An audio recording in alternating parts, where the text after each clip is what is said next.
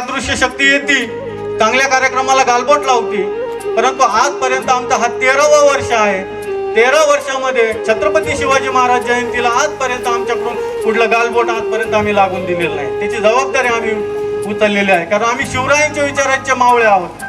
आम्ही कधी या समाजाला घात होईल, कुठला याचा दुष्परिणाम होईल असं कुठलंही कृत्य आजपर्यंत आमच्याकडून झालेलं नाही.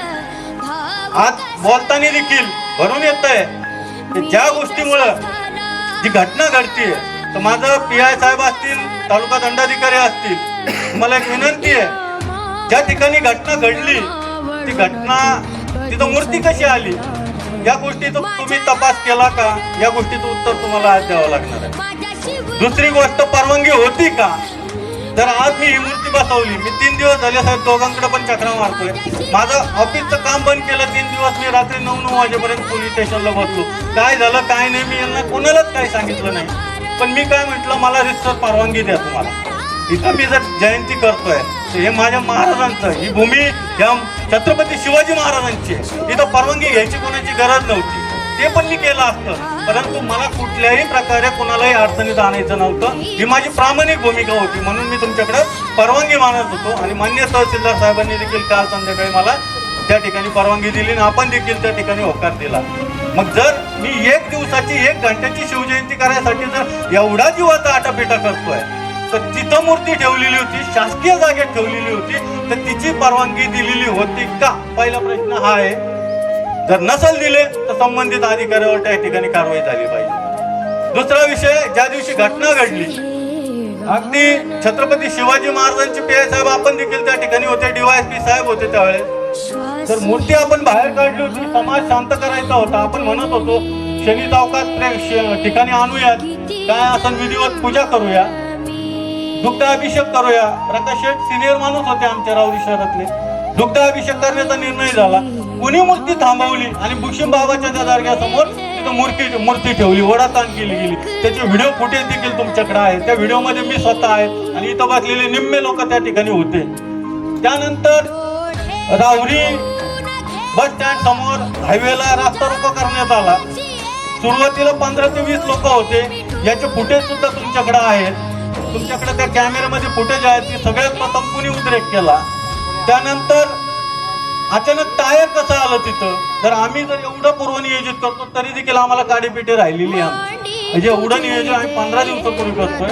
इथं कापूर पेटवायला आम्हाला काडीपिटी लवकर सापडत नाहीये, ते आम्हाला इथून आणावं लागते. आणि त्या दिवशी अचानक ही सगळी घटना घडतीये. टायर रस्त्यावर येतोय, तर टायर पेटवायला नुसतं काडीने नाही पेटवलं जात, तर तिथं पेट्रोल येते, पेट्रोलची बाटली येते अशी 1 लिटरची, त्याला वरनं झाकणाला होल पाडलेलं आहे. आणि ते अचानक लोक पब्लिक मध्ये येऊन आता फवारलं जातं, कोणतरी माचीस येतं, काढतंय, टाकतंय.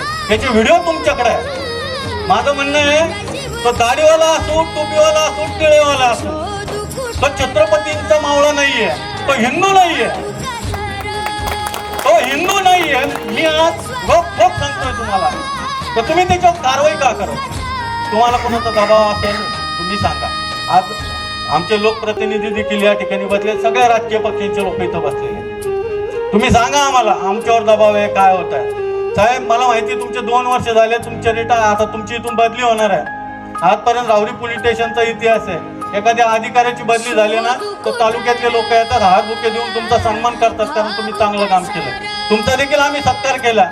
आमच्या तालुक्यातल्या बऱ्याचशा मुली गेल्या होत्या, अज्ञात ठिकाणी गेल्या होत्या, तुम्ही आणल्या, रेकॉर्ड झालं आजपर्यंतच्या या पोलीस स्टेशन मध्ये तुमच्या कारकिर्दीमध्ये. 4-4 वर्षाच्या पळून गेलेल्या पोरी तुम्ही पकडून आणला.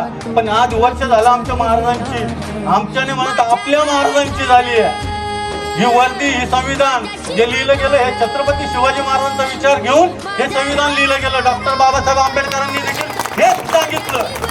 मग आरोपी का सापडत नाहीये हा आमचा तुम्हाला प्रश्न आहे आता. आणि एवढं होऊन देखील जे कोणी असतील, आधीच बोललं जातं गावामध्ये, आरोपी सगळ्यांना माहिती आहे, सगळ्यांना माहिती आहे. 2-4 उचला ना, आम्ही जर असलो तर मला पण उचला, हाना उलटा करून हाना, मी होतो सगळ्यात पुढं. उचला, माझ्याकडून काही निघत असलं तर माझ्याकडून काढा. आमच्यापैकी कोणी असेल ना इथं बसलेलं, त्याच्यात एक पण आडवा येणार नाही. दादा बरोबर लोकप्रतिनिधी नात्याने आपण कोणी आडवा येणार, राजू येणार कोणी आडवा, प्रकाश शेठ तुम्ही करणार का फोन? आमच्यातला एकही तुम्हाला फोन करणार नाही. तो माझा सख्खा भाऊ जरी असला माझ्या कुटुंबातलं कोणी असेल किंवा आमच्यातला कोणी असेल तर कोणाचाही तुमच्याकडे प्रेशर येणार नाही. पण विनंती आहे, 26 मार्चला 1 वर्ष पूर्ण होतंय आणि आपण या ठिकाणी आम्ही आलोय, ही तळतळ व्यक्त करायला या ठिकाणी आलोय.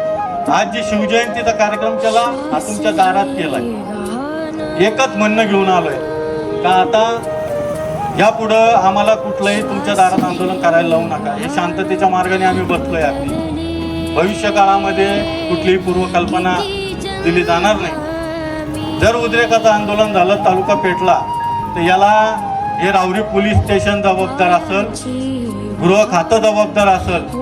याची कल्पना या ठिकाणी देण्यासाठी मान्य तहसीलदार साहेब आपल्याला देखील बोलवलं.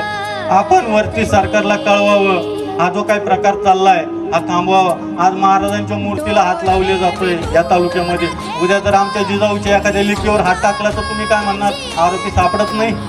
तुम्ही मला कारण दिलं की कॅमेरे नव्हते, नाही तर मग सापडले असते. मला हे सांगायचं, आज जर 8-10 वर्षापूर्वी जर तुम्ही केले तर त्यावेळेस काय कॅमेरे नव्हते साहेब. त्यावेळेस तुम्ही जर 2 फटके दिले तर असा आरोपी टारा बोलायचा. पण मग आज 2 फटके देण्यासाठी आपल्या काठीला काय झालंय, कुणी काठी धरली आहे का आपली? आपण एकदा थोडंसं उघड सांगा. आणि भविष्य काळामध्ये आमची सुरक्षता जर आमच्या महाराजांची जर सुरक्षता नाही आहे तर मग आम्ही सुरक्षित कसे राहू, ही भावना आमच्यामध्ये निर्माण झालेली आहे. मी फार काही आता मला बोलायचं होतं, परंतु 2-3 मुद्द्यावरच बोलावं. मला काय प्रशासनाला फार असं समाज पेटून द्यायचा नाहीये. त्या अनुषंगानं मी शब्द फार जपून वापरलेत, संविधानिक मार्गानेच बोलतोय. याच्याही पलीकडची भाषा मला वक्तव्य करता येतात, परंतु करण्याची माझी आजचा मूळ उद्देशच नाहीये. मी हा विषय लावून धरला म्हणून मला तर असं वाटायला लागलं मागच्या 1-1.5 महिन्यामध्ये मी काय पाकिस्तानहून आलो काय. मी हिंदूच नाहीये. मला सांगावं लागतंय लोकांना, अरे बाबा हो, माझ्या जन्मदाखल्यावर हिंदू आहे, हिंदू. मी पण हिंदूच आहे, पण आमच्या रक्तात असं नाहीये. कोणत्याही महापुरुषाबद्दल एक शब्द सुद्धा आम्ही वाकडं बोलत नाही.